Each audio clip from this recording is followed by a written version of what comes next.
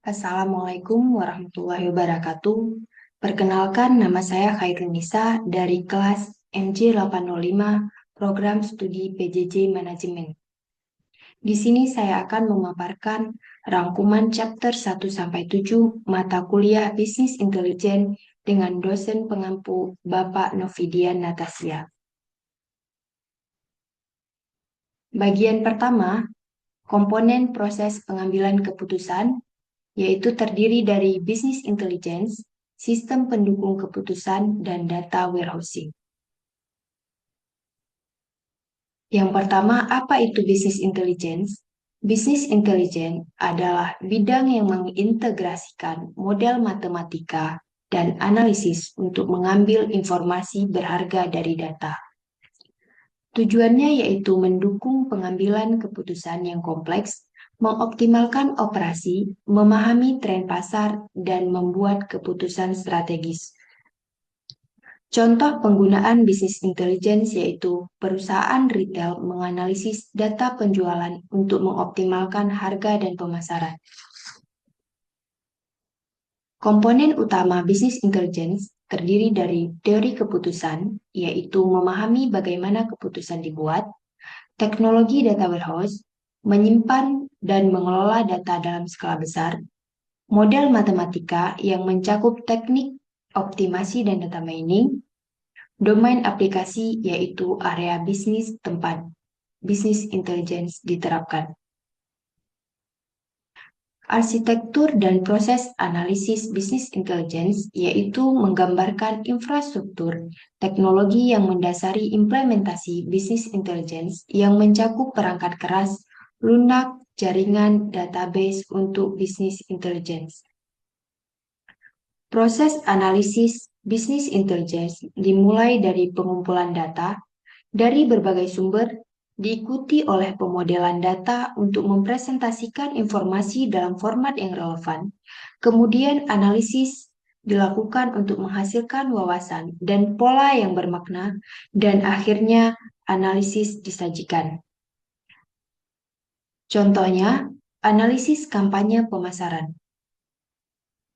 Faktor pendorong dan jenis dukungan bisnis intelligence. Beberapa faktor pendorong bisnis intelligence yaitu peningkatan kekuatan pemrosesan komputer, penurunan biaya penyimpanan data, peningkatan konektivitas jaringan. Jenis dukungan bisnis intelligence terdiri dari pasif dan aktif. Dukungan bisnis intelligence pasif berfokus pada penyediaan alat untuk pelaporan, query data, dan visualisasi.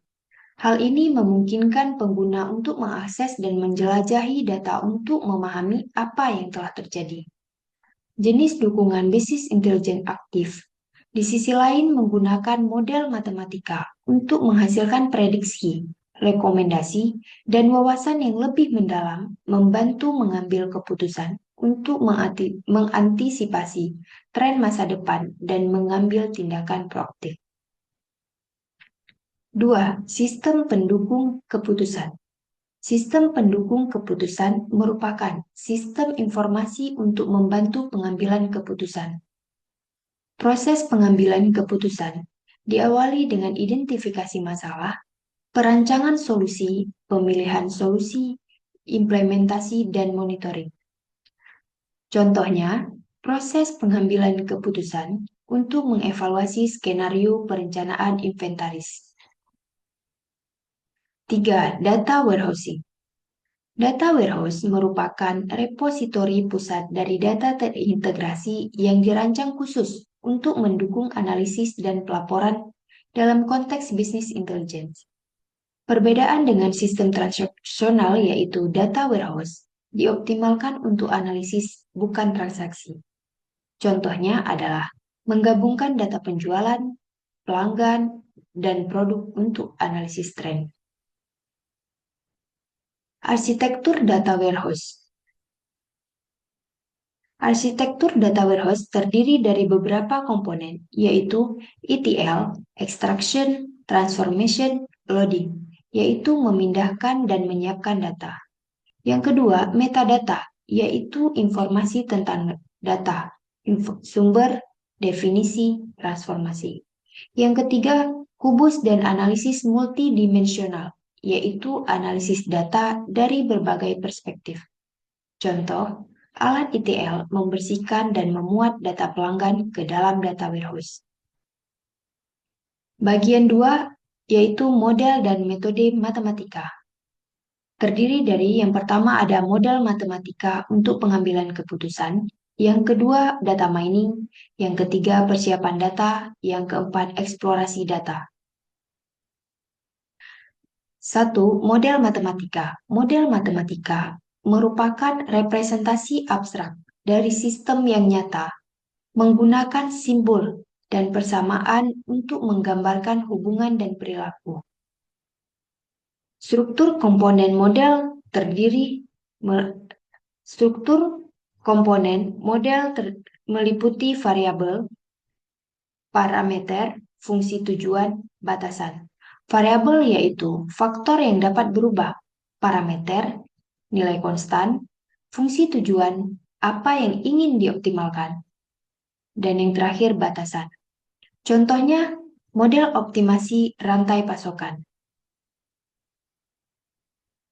Pengembangan dan jenis model matematika yaitu representasi abstrak dari sistem nyata menggunakan simbol dan persamaan. Proses pengembangan dimulai dari identifikasi masalah, formulasi model, validasi, dan implementasi.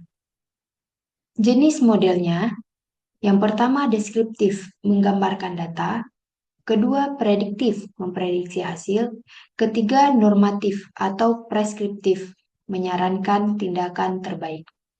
Contohnya, model prediktif untuk memprediksi churn pelanggan. 2. Data mining. Data mining adalah proses ekstraksi pengetahuan yang berguna dan pola tersembunyi dari kumpulan data yang besar. Tujuannya menemukan wawasan berharga untuk pengambilan keputusan. Contohnya, menemukan pola pembelian pelanggan untuk strategi pemasaran. Metode data mining. Beberapa metode utama data mining yaitu klasifikasi, memprediksi kategori, regresi, memprediksi nilai numerik, pengelompokan atau clustering, mengelompokkan item serupa, aturan asosiasi, menemukan hubungan antara item. Proses data mining. Tahapannya, yang pertama definisi tujuan, yang kedua persiapan data, yang ketiga pemilihan model, keempat evaluasi model, dan yang kelima penerapan. Contohnya, menggunakan model churn untuk mengidentifikasi pelanggan yang beresiko dan menawarkan insentif. 3. Persiapan data. Persiapan data adalah langkah penting dalam proses bisnis intelijen dan data mining. Ini melibatkan berbagai tugas yang dirancang untuk memastikan bahwa data yang digunakan untuk analisis akurat, konsisten, dan relevan. Bagian-bagian dari persiapan data yaitu validasi data, menangani kesalahan, inkonsistensi, dan ketidakakuratan. Yang kedua, transformasi data, yaitu mengubah format, struktur, atau skala data.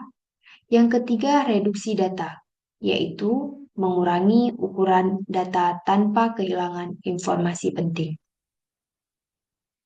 Yang keempat, eksplorasi data. Eksplorasi data merupakan tahap awal dalam analisis data yang bertujuan untuk mendapatkan pemahaman awal tentang data dan karakteristik utamanya. Tahap eksplorasi data diawali dengan analisis univariat, yaitu memeriksa setiap variabel individual. Yang kedua, analisis bivariat, memeriksa hubungan antara dua variabel. Yang ketiga, analisis multivariat, yaitu menganalisis hubungan antara tiga atau lebih variabel. Kesimpulan dari paparan tadi yaitu, bab ini mencakup konsep, metodologi, dan proses bisnis intelijen, sistem pendukung keputusan, data warehousing, model matematika, data mining, persiapan data, dan eksplorasi data. Baik, terima kasih. Assalamualaikum warahmatullahi wabarakatuh.